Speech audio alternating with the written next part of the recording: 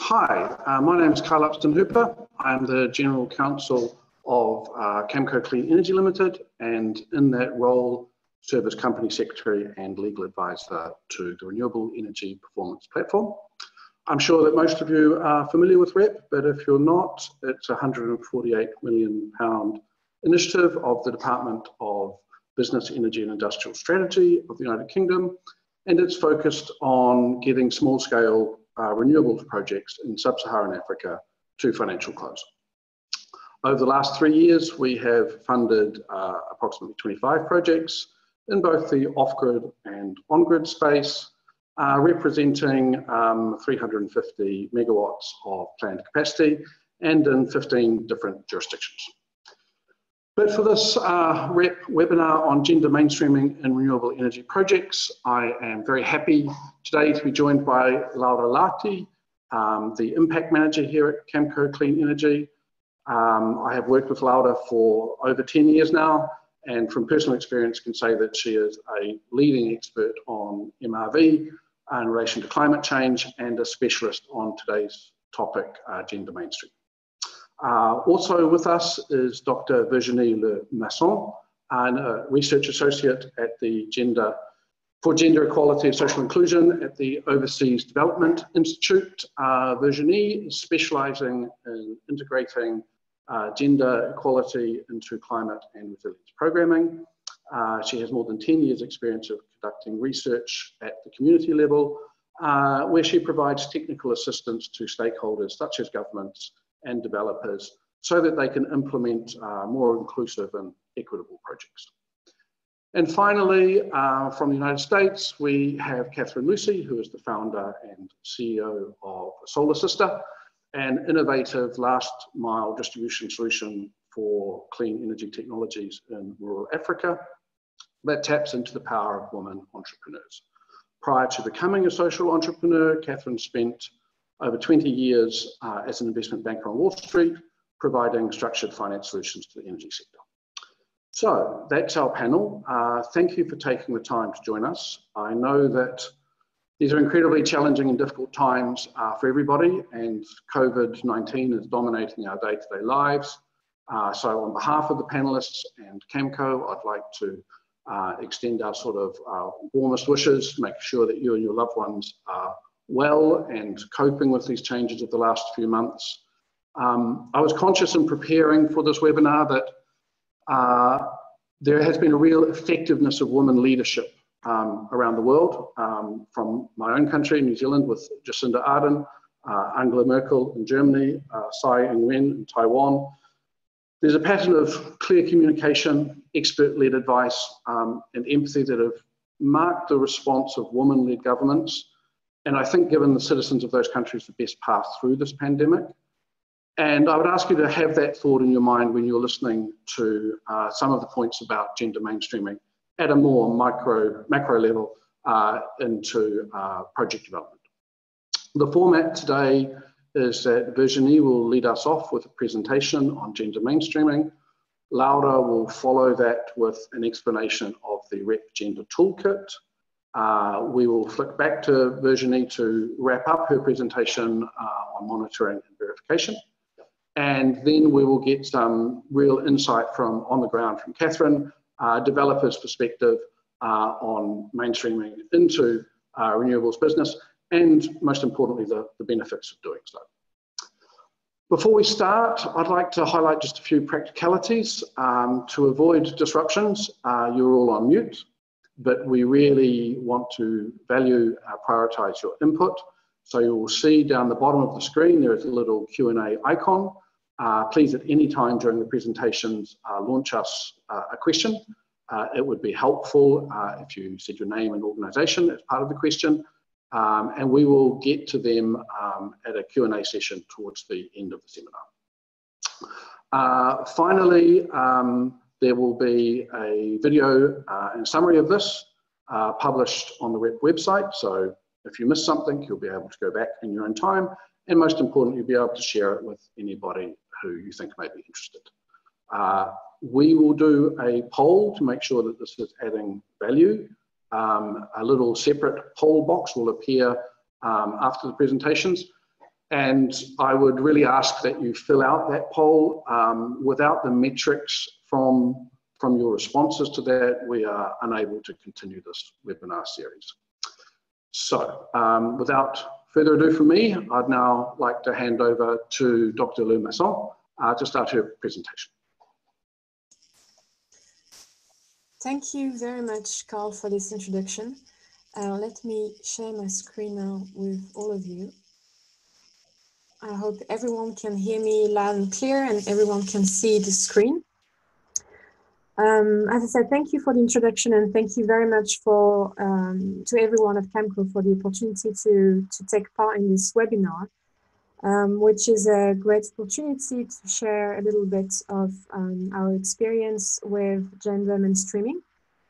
The idea here is really to bring everyone up to speed with some of the basic concepts with gender mainstreaming, and I hope I will be able to shed some light on some areas that maybe are a little bit unclear for some of you. So I would like to start with a few key definitions, and to that I would like to perhaps share this sort of stereotype that comes to mind when one speaks about gender within development project or within any sort of energy related projects. And often when we speak about gender, we think about women and women's group, but more than that, we think about Black African women in some rural context.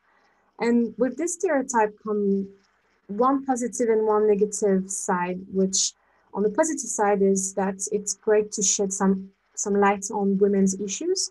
But on the other hand, it also means that gender is kind of reduced to women's issues, which is not the case at all. And so when we speak about gender mainstreaming, what really is meant there is that we speak about gender relations, and we are talking about issues that pertain to both men and women. And more than that, it's not just gender binary categories, it's about the differences between ages within men's group and within women's group. It's also about ethnicity, and it's about class difference. So even within the same country or the same context, people of the same gender might face very different situations and face different discriminations.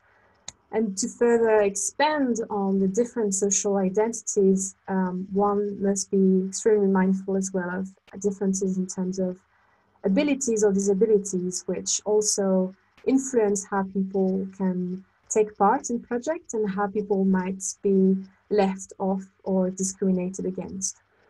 So that's a very broad and simple definition related to gender, which refers to the social differences between people. And it's not just biological differences.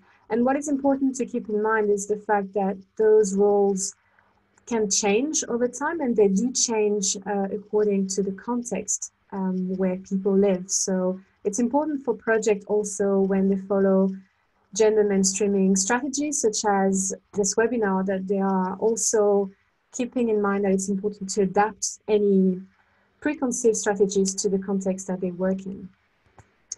In terms of gender equality, it refers to equal rights, but also equal opportunities for everybody. And equality is seen as both an end, like an objective in itself, but also as a precondition for sustainable development. So here it's important to also keep in mind the difference between equality and equity. Sometimes they're used interchangeably, and it's actually different because treating people the same doesn't necessarily lead to equality if it doesn't take into consideration the discrimination that some groups faced over time.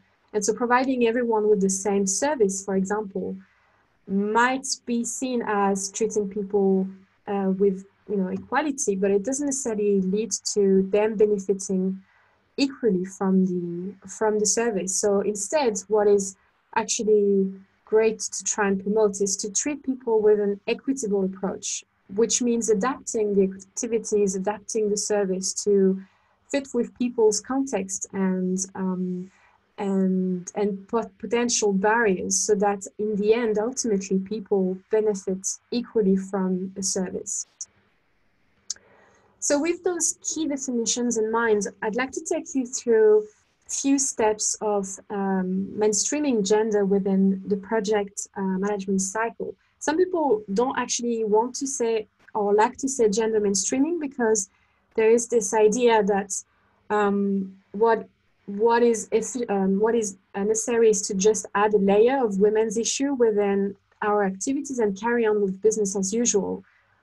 Rather, the objective really is to change a little bit the way we implement projects, whatever they are, and adapt our practice so that it benefits a little bit better some groups that are traditionally left aside. So to first start with, the first step in mainstreaming gender is to really understand people's needs. And to do that, we often refer to conducting a gender analysis.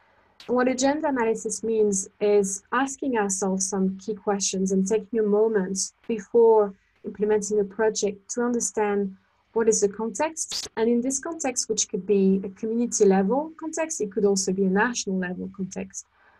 In that context, who does what? What are the different stakeholders involved, and what do they do? And what does that mean for how they can take part in a project?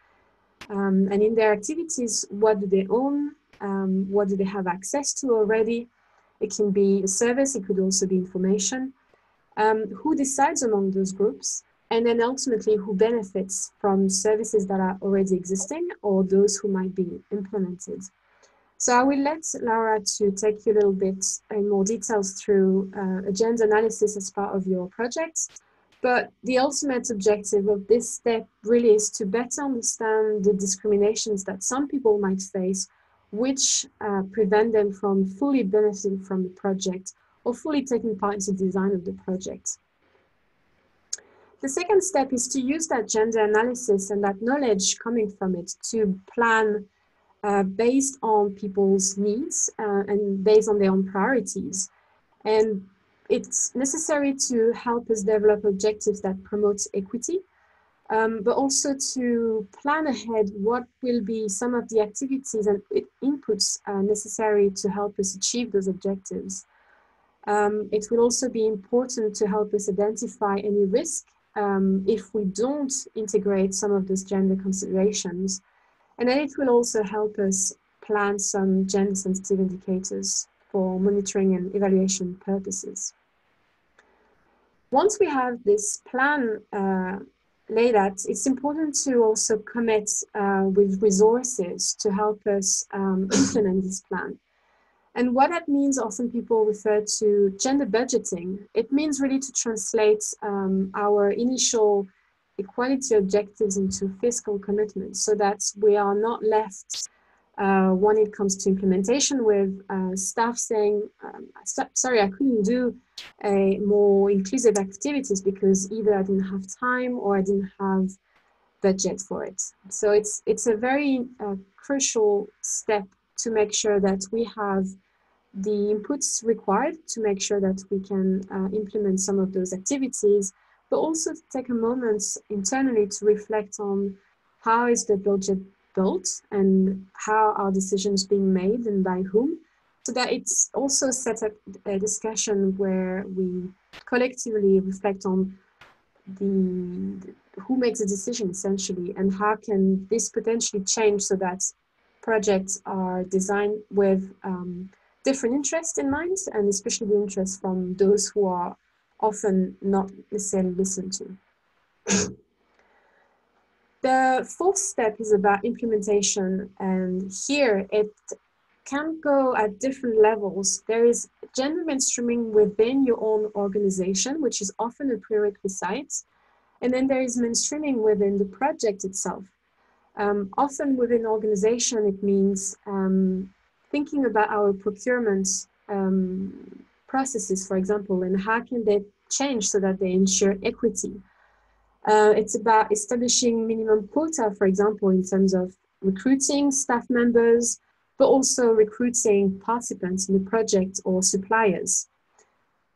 outside of the organization, mainstreaming might be engaging with gender specialists in the country where we work.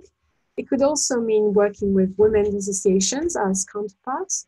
It could also mean taking part in workshops or events in different contexts, so that the objective of the project align with other objectives that try and promote gender equality.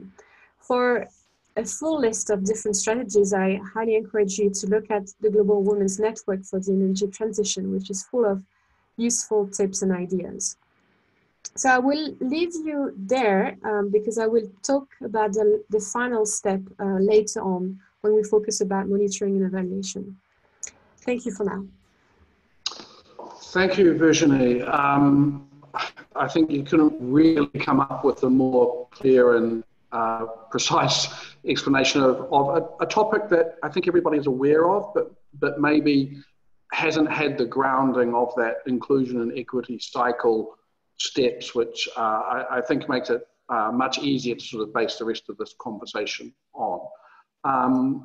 Just before we go to Laura and the REPP Gender Toolkit, I would like to point out that you should hopefully now have a little poll icon down the bottom of your screen. Again, please fill that out. That would be very helpful to us. And remember that there is the question and answer box, and we would really look forward to answering some of your questions. So Laura, if you'd like to continue with the toolbox. Thanks, Carl.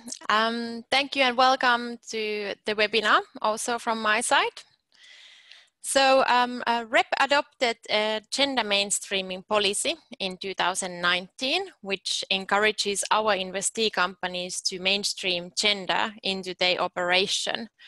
And this policy sparked the need to establish a toolkit, which bases on industry best practices, and this is what we are presenting to you today as part of the specific presentation. The idea of the toolkit is to assist our investee companies in analyzing their gender equality situation and establishing the gender action plan. And the toolkit will be available on the REPP Resource Center after this webinar. So there are several reasons why equal participation and women's empowerment are important, and I will look at them here from REPP's perspective. So all REPP supported projects need to comply with the REPP environmental and social policy, which bases on IFC performance standards on environmental and social sustainability. This standards require specific consideration of vulnerable individuals and groups. As we heard already, factors such as gender, age, ethnicity, culture, literacy, or economic disadvantage or dependence, for instance, on unique natural resources, should be considered when assessing the vulnerability status of individuals and groups affected by a project. IFC also requires gender inclusive stakeholder consultation, and experience shows that men and women have different priorities, different energy needs, often different perspective on key issues, and are also impacted differently by project. Furthermore, the IFC requires compliance with international labor law best practices, which require equal opportunity and fair treatment of all employees, which in the context of gender means fair and equal recruitment and promotion process, as well as equal pay for equal work. Then, as I mentioned, we have a REPP gender mainstreaming policy that encourages our investee companies to promote gender inclusion, and we incentivize companies that do so. Finally, we at REPP also strongly believe that companies which incorporate the needs and interests of women and girls into project design and business plans can better serve the energy market, leading to better and more sustainable outcomes. As you already heard, the gender analysis is the first step of this process, and the toolkit also starts with a gender analysis, first at project level. So the gender analysis requires project developers to identify and examine those gender-specific risks relevant to their project. The analysis should inform the project design and ideally be undertaken as part of the environmental and social impact assessment. Now, the toolkit provides a set of questions the project developer can use to identify project-specific risk gaps and problems. And here you can see some of these questions that are presented into the toolkit that will help in identifying those risks, and of course also to identify opportunities at project level. The toolkit further provides good practice considerations for gender-sensitive stakeholder engagement. Gender-sensitive consultations are essential for understanding all stakeholders' perspectives, as we learned. The good practice includes actively seeking out views of women, which provide companies with more complete picture of the risks and impacts, and again, the opportunities in relation to the project. So here you can see some of the good practice considerations presented in the toolkit. Similarly, good practice considerations are provided for land acquisition as part of this toolkit. The best way to ensure sustainable gender mainstreaming in land acquisition is through awareness raising and training of everyone involved on property rights and women's rights to the land. The gender analysis then continues at the company level. And here again, the toolkit is developed to help the developer to identify risks, gaps, and opportunities at company level. The company level questions base to large extent to the global Compact gender gap analysis tool, online tool, and companies can of course also make use directly of this tool.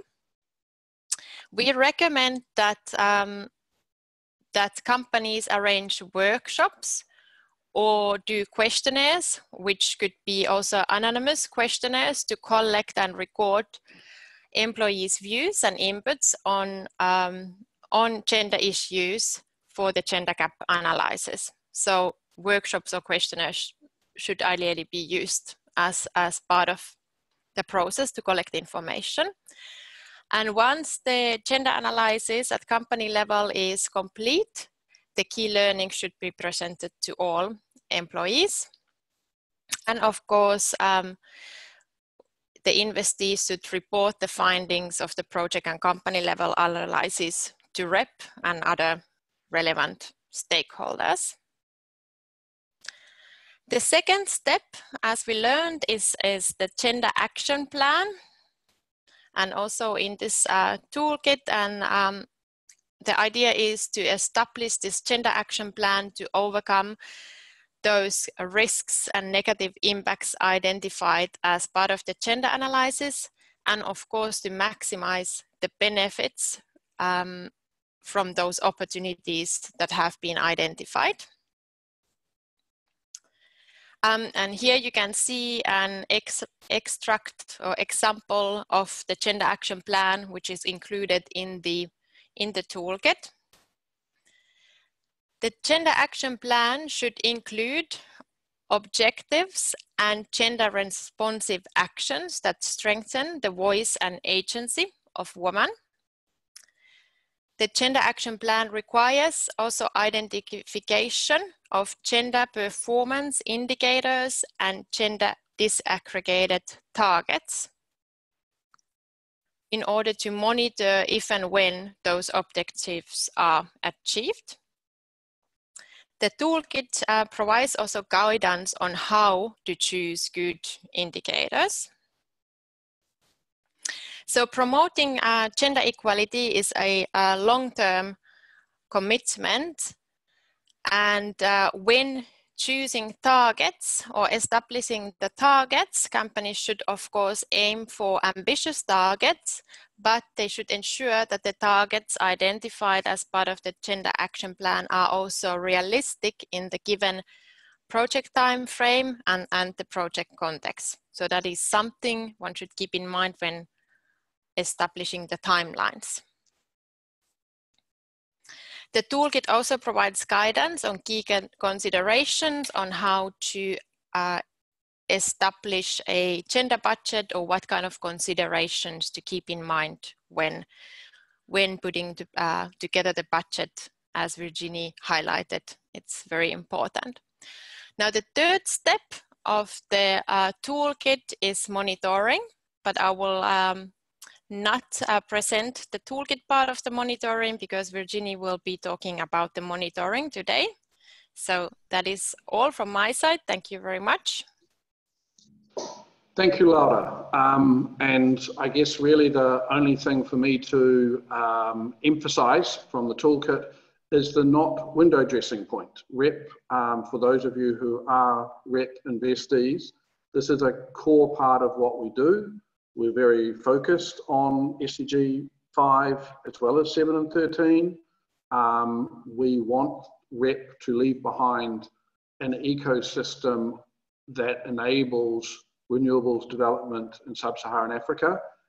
And that development has to include these sorts of gender mainstreaming issues, not as a level of window dressing, but deeply integrated into your project design, and probably as importantly as design, deeply integrated into your monitoring and verification. And on that note, I think we hand back to Virginie now. Thank you, Carl and Laura. I hope you can hear me a little bit better than earlier. And so, yes, to continue on the integration of gender consideration across the project cycle management, I'd like to take you on the last step, which is monitoring and evaluate equity outcomes. So for this one, sorry, my presentation is a little bit slow. I would like to draw your attention on some of the principles about gender sensitive indicators, which really must gather lessons learned on the impact of the project in addressing inequalities. The last thing that any project, I guess, wants to do is to perpetuate inequalities. And so there needs to be indicators that measure the existing gaps between men's and women's situation. So that's often being set up at the baseline, but also the gap can be measured at midline or at the end line of the project. But also the indicators need to measure changes over time in terms of people's conditions as well. So their access to services, or also changes in their positions, jobs that they occupy or wages that they earn. And that will help the projects, but also the funders and everyone else to gauge and progress towards achieving gender equality goals. So that means that indicators need to be disaggregated by gender. Sometimes we say by sex, which means we only keep in mind men and women, but gender encompasses very different groups, not just men and women. We talk about also transgender people, but also people who identify differently than just men or women. And it also really needs this initial gender analysis, but also an analysis of the data that the project will collect. So these are some of the key principles of indicators, and to illustrate what I'm saying here, I'd like to share an example of a project. It was a training in different sectors in disaster risk management with the Red Cross, some Red Cross partners in the Indian Ocean. And here we had a team of needs assessors who respond after a crisis, and pretty much all of them were men because of just the social norms over there, and the fact that men were more present in numbers in those positions, but also because men were more flexible to travel, to attend trainings and to be deployed for emergency response.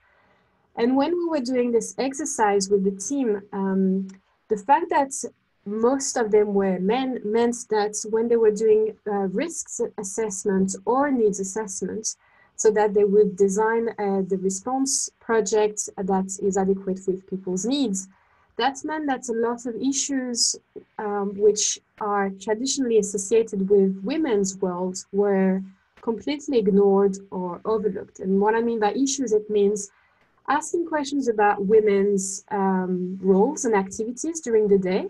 And before that, even, it's approaching women. Some men wouldn't approach a female-headed household simply because of the differences of status, and also because in some contexts it's deemed inappropriate for a man to approach a woman. And then when they spoke to the women, they would avoid talking to some issues pertaining to childcare or to access to clean water, because that would help us understand whether women have enough access to key resources to help them with their health needs, and by this I also mean their menstruations. And so all of these issues were overlooked, and that, is crucial in a situation of both crisis, but also for people's everyday needs. So it's really important to have in mind people's different, the fact that people have different roles in the household, and the fact that because of that, they have also different needs and priorities. And those who work for implementing projects of any natures need to be aware of that to better address different needs. So just to take you very quickly through the Gender Integrated Planning Framework, which is a strategy developed by an organization called WUCAN, there are 4 steps which can help you through the cycle project management to identify appropriate gender indicators. And the step 1 is the same as what we talked about before, is to conduct a gender analysis to understand what is the situation. And that's really important because often people who are not so familiar with gender considerations and who also want to promote equality, they will consider everyone the same. And that's often the sort of response that I got when doing my own research, that men and women are the same, so there are no gender issues and we don't want to create any differences. The fact is there are differences, that's not the issue. The problem is how do we work with the differences to better address people's priorities. The step 2 is to reflect as an organization about the change that the project aims to achieve. And so here I think the scale is useful to have an understanding of the possibilities of change. Starting with obviously what is not something to perpetuate, which is implementing a harmful project which perpetuates inequalities. Most of projects are neutral, and that means they don't necessarily take into consideration gender inequalities.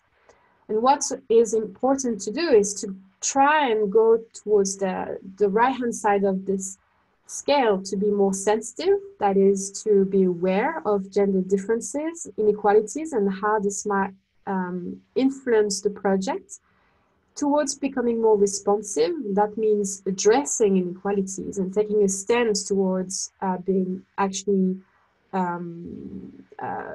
taking a step towards addressing and tackling inequalities, all the way to transformative, which is a goal to achieve, but often it's unachievable within the time frame of 2 years project, for example. So what does that mean in terms of outcomes, indicators? It means looking at activities that the project aims to implement, for which outcome and which impacts.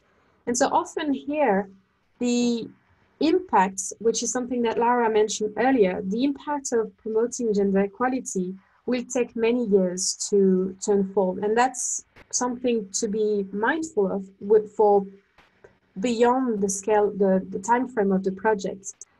But in terms of intermediary objective or outcomes, what can your project do to support the long-term impact of promoting gender equality within the time frame of the project? And so for each of those little categories, there can be indicators to help monitor any progress. And that can be process indicators, which measure how the project activities promote equity. It can be output indicators, as well as outcome indicators, which measure the longer term results of the project.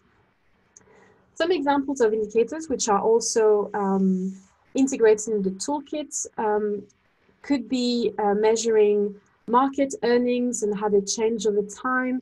And sources can be not only surveys conducted by the project, but also existing data and information available at national level, for example, or data collected by other projects, which really calls for the importance to coordinate also the implementation of projects, particularly in areas that are quite remote. But it can also be more qualitative indicators that try and promote engagement with local stakeholders, particularly local women's association, which really is the key to promote inclusion. And to finish, I'd like to share with you some questions which might be useful in the context of your own project. Key questions to ask ourselves, and the first one really to support gender sensitive monitoring is whether you've planned to collect gender disaggregated data. So that at least the project implementers already know what is the baseline and how men and women already have access to certain service, and how this access might change thanks to the project. But also, how does the project plan to measure benefits to women and men differently? Is the project going to evaluate change in gender equality, or is that too ambitious? It's important that even if it's too ambitious, that the project recognize this and take a stand. But also thinking about any barriers that might exist and how the project will try and overcome these barriers. Whether your ongoing monitoring and evaluation address gender considerations, and how it will address them if they arise during the implementation of your project. Who is in charge of the monitoring, and do they have capacities to at least be aware of gender consideration? If not, who could you approach to help and support that aspect? Will people from vulnerable groups be involved in participatory monitoring, evaluation, and learning, which is a really key outcome in itself? How will you share lesson learned and good practices? And then finally, does the evaluation include recommendations for future projects and for other programs? So this is my part, and I'll hand over to you, Carl. Thank you very much. Great, thank you, Virginie. I hope that those first couple of presentations have been helpful. I mean, the whole idea of this REPP webinar series is not esoteric knowledge for knowledge's sake, but we are trying to help investees and potential investees with the issues that they need to grapple with in developing their projects. And you know, I really think that summary of the monitoring that you need to do, it was put in very real terms. You know, we can all agree that X is a good thing, but many people have questions how you go about doing something like this. So with the toolbox and with those provocative questions, I hope that that is triggering some thoughts for everybody on the webinar as to how you turn this into reality in your organisations. And I think there's no better segue than now to ask Catherine to give her perspective of deeply embedding these ideas into our renewables business with Solar Sister. So Catherine, please, your experiences with Solar Sister. Thank you. It's a pleasure to be here. Let me share my screen.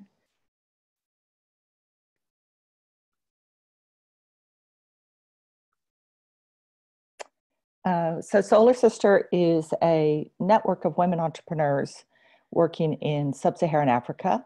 We are across Tanzania and Nigeria specifically. We've been operating for about 10 years. As you can see from our name, Solar Sister has a gender mainstreaming focus as well as clean energy. We train and support the women to deliver the clean energy directly to the homes. We provide the essential services and training that enable women entrepreneurs to build sustainable businesses in their communities.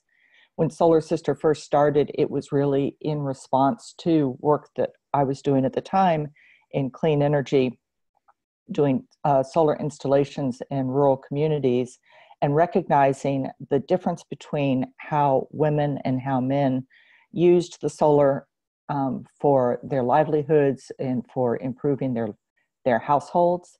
And also there was a gender technology gap that existed that was really preventing the adaptation of solar energy at the household level. Since we have started Solar Sister, we've built a network of over 5,000 clean energy businesses.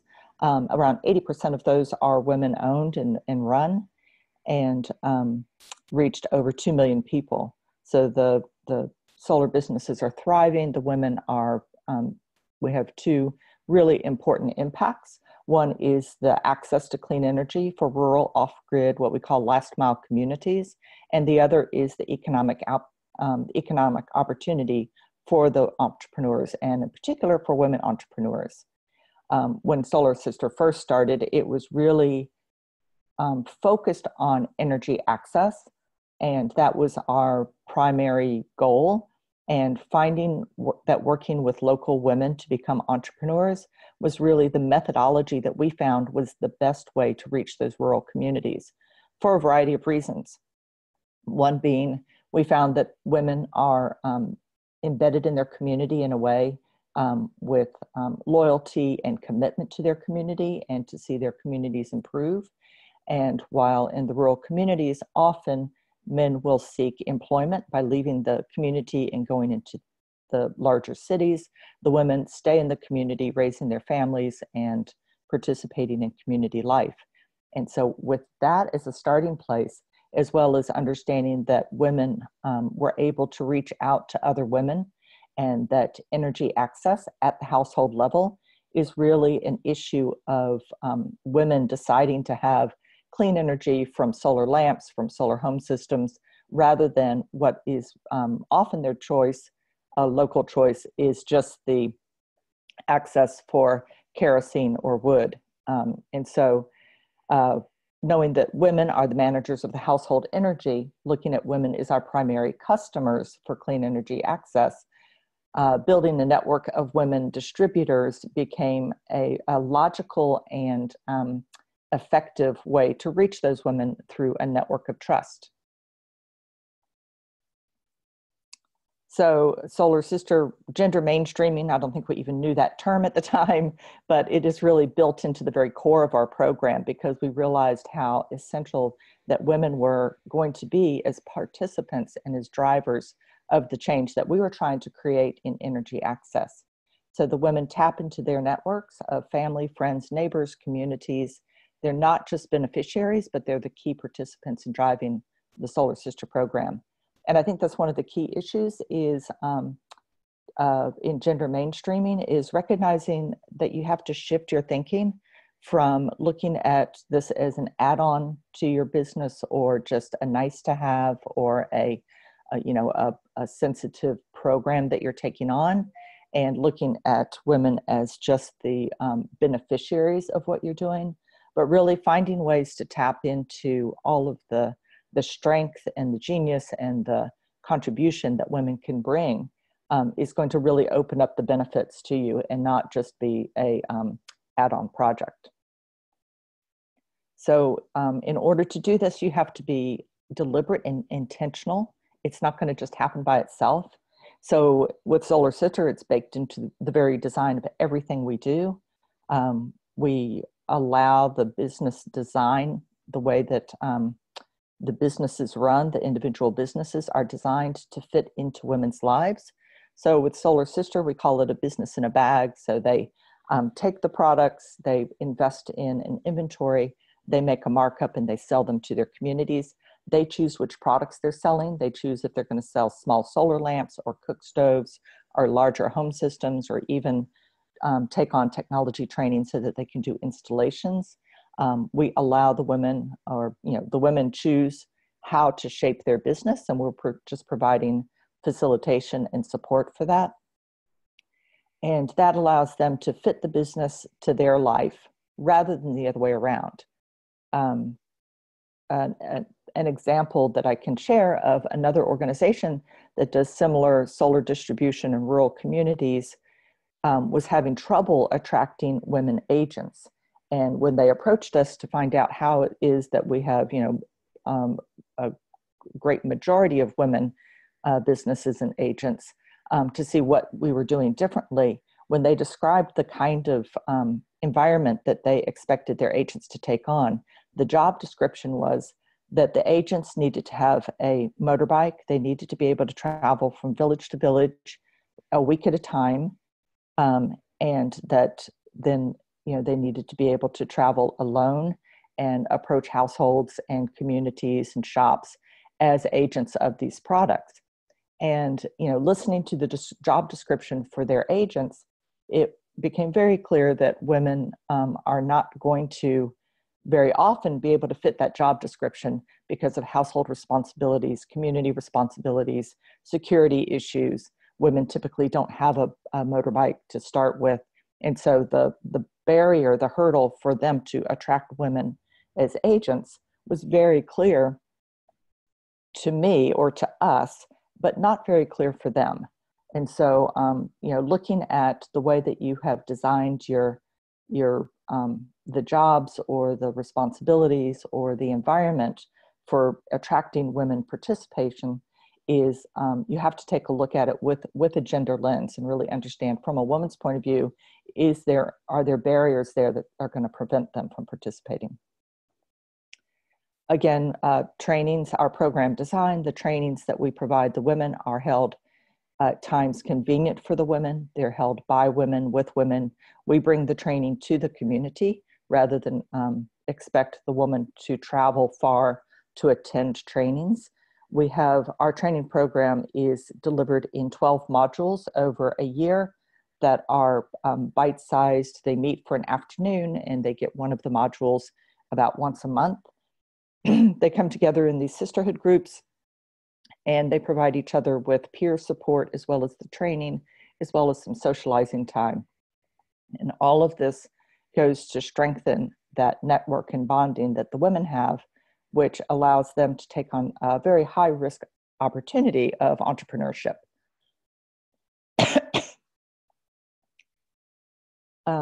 So the feminist values of equality are practiced throughout our company, and it's important for us that throughout the company, we have, Solar Sister was founded by a woman. We have a strong board with a majority of women board members.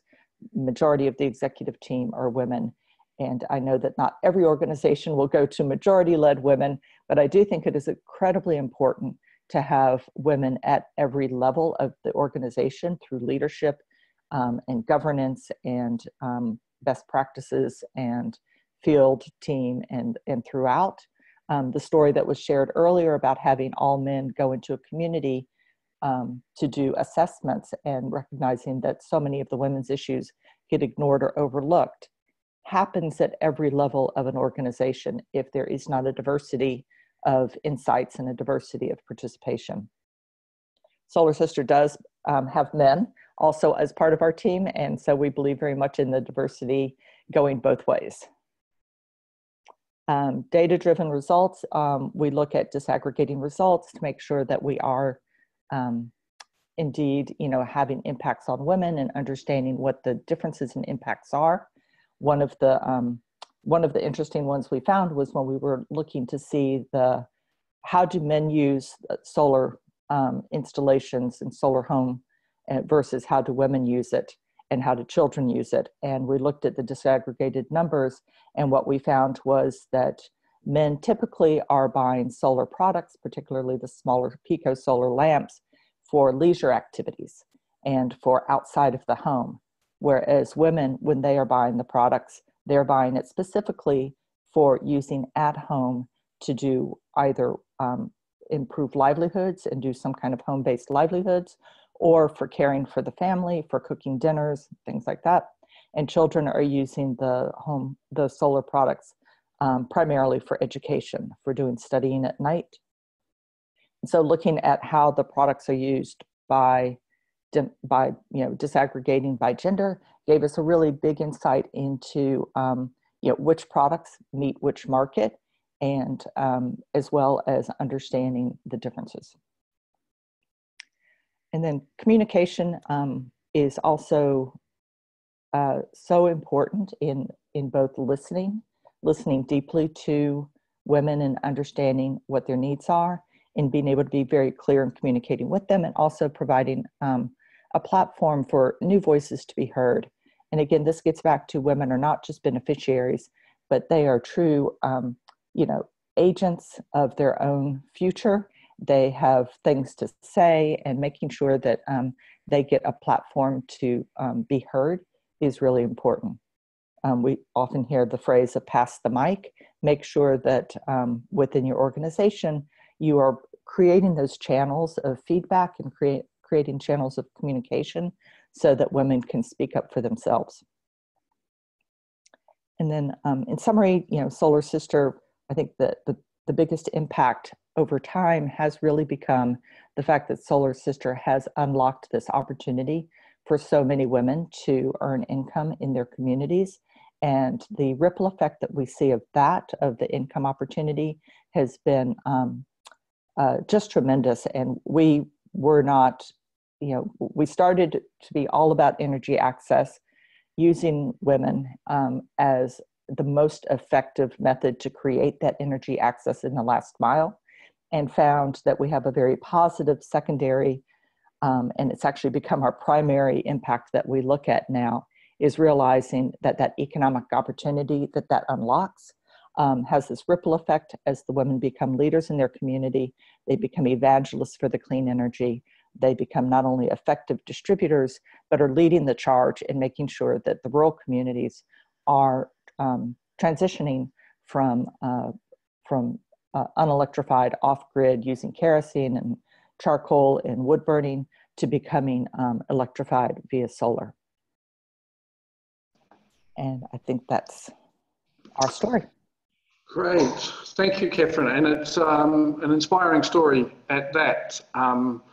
But if I could ask you and Virginie and Laura to join me virtually, we will get into some Q&A.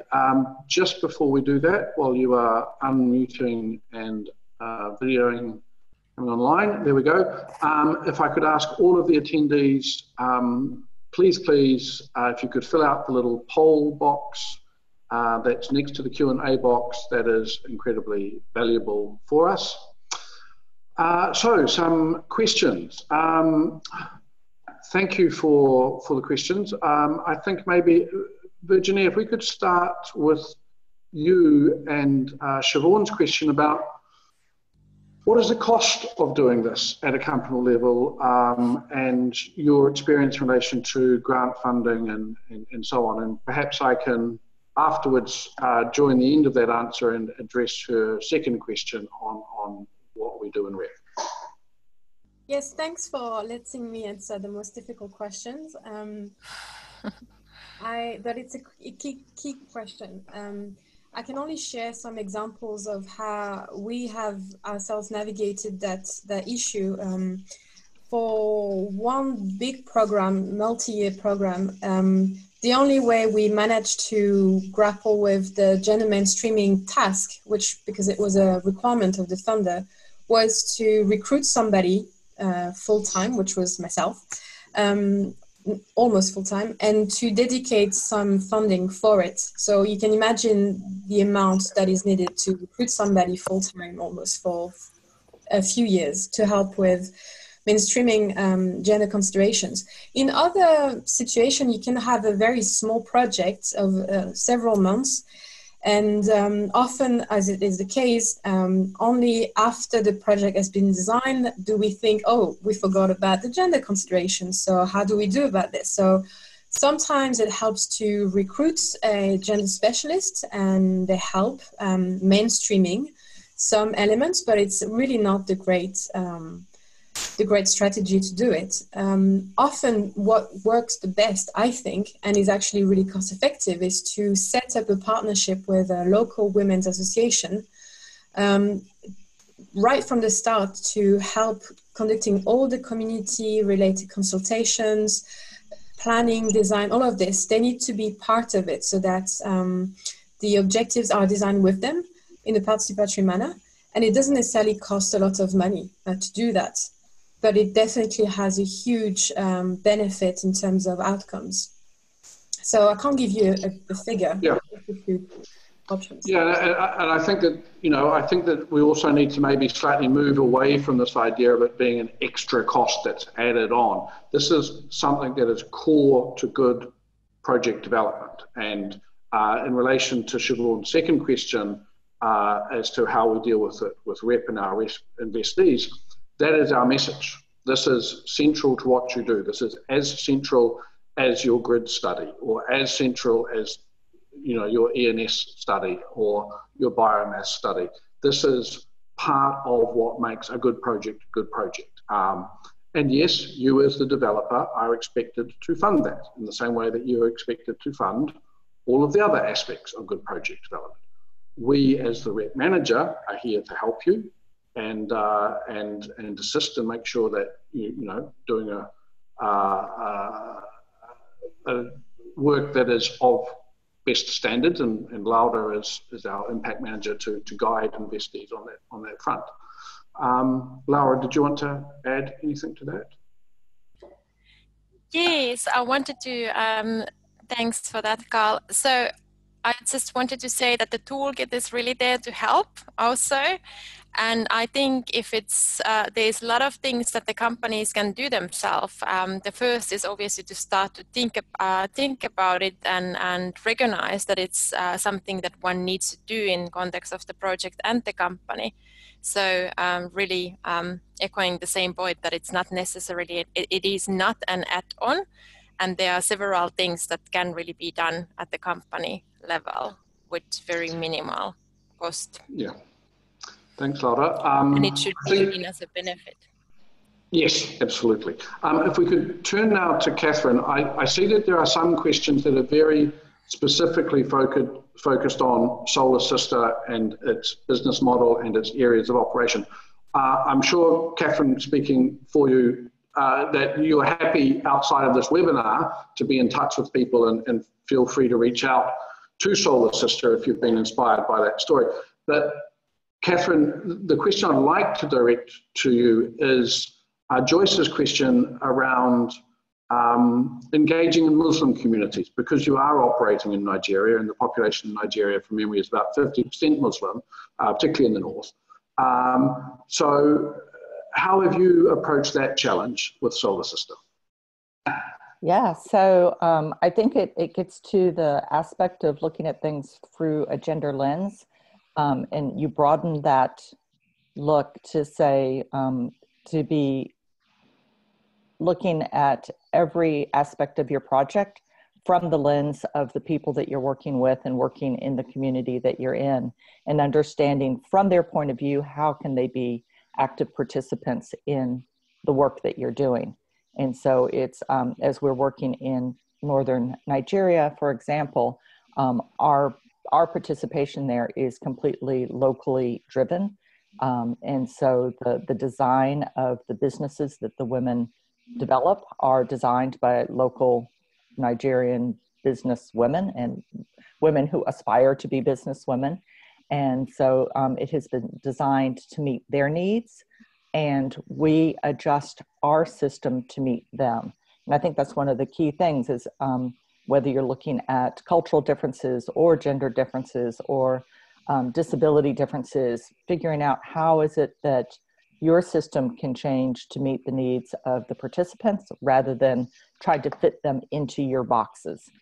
So for example, some of the local women businesses in Nigeria in the more Muslim areas our original expectation was that it would be very difficult for them to become solar sister entrepreneurs because it requires getting out and selling to people throughout their communities, and restrictions on being out in the market in that way would just prevent them from being able to be active participants.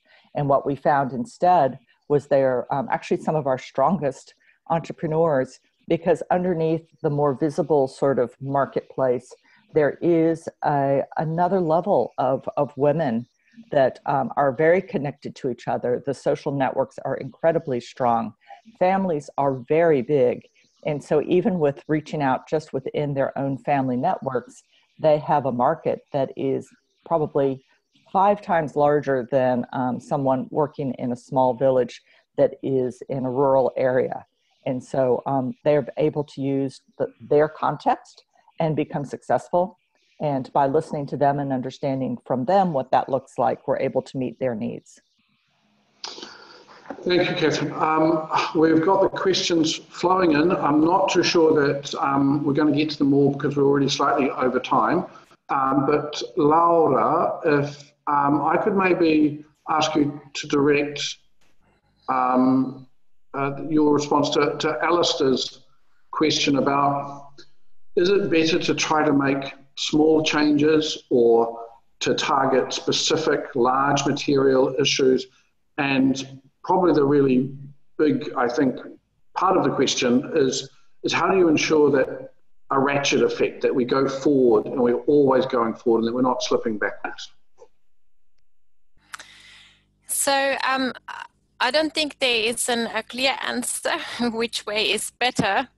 But it of course depends on the project context and what type of project you are trying to develop. But as we already said during the presentations, that it's important that those objectives and targets and actions that one identifies, that they are realistic. So bigger actions are of course very welcome, but it might be easier to implement the smaller actions. So perhaps that's something to keep in mind, and the monitoring is crucial in order to ensure that we move forward. Yeah, and I think from our own perspective at Camco, we are taking action in terms of our own gender equality plan, but we are not viewing that as we get to some goalpost and we declare victory. You just move forward with another set of actions and another set of actions. So this is a repeat play again. Virginie, you are the theoretical expert, being the only one of us, I think, with a PhD. Could I maybe get you to give your thoughts on Layla's question on the difference between inclusion and mainstreaming? And I think you said part of your presentation that you weren't necessarily that keen on the term mainstreaming, but how would you respond to Layla? I would say that inclusion and mainstreaming broadly means the same thing. And some people don't like to say gender mainstreaming because it entails this idea that we don't need to change the business as usual model, which is actually what we aim to change with using a gender lens. It's to try to change our normal practice because they don't integrate consideration to gender equality. But often we use inclusion to refer to social inclusion, which is simply trying to be more mindful of including more perspectives and peoples into projects. And if I can use the time I have just now to also add to the previous question about objectives and the time frame and the challenges that go with it, there's one example I could share with you, which is one of the long-term impact that we aim to achieve is that as many women will become engineers as men further down the line. But obviously with a 2-year program, it's impossible to achieve, say, in a country like, I don't know, Nigeria. But one thing that one project could do is say, our objective is that we're gonna, I don't know, distribute 10 scholarships to help promote girls studying or engineering school. So that's an intermediary objective, which is not to revolutionize the field of STEM, for example, for girls, but at least contributes to a longer term impact. Well, I think, unfortunately, team, we're going to have to leave it there. We're already getting towards 10 minutes over time, and I know that people, time is a very precious resource. But on behalf of Camco, I'd like to thank our attendees for participating with their questions. Broken record, please fill out the poll. And I'd like to particularly thank Catherine and Virginie and Laura for, I think, what has been a really excellent discussion of these issues. So thank you very much, everybody. Stay well, be kind, and check out the REPP website. Goodbye. Thank you. Bye-bye. Thank you.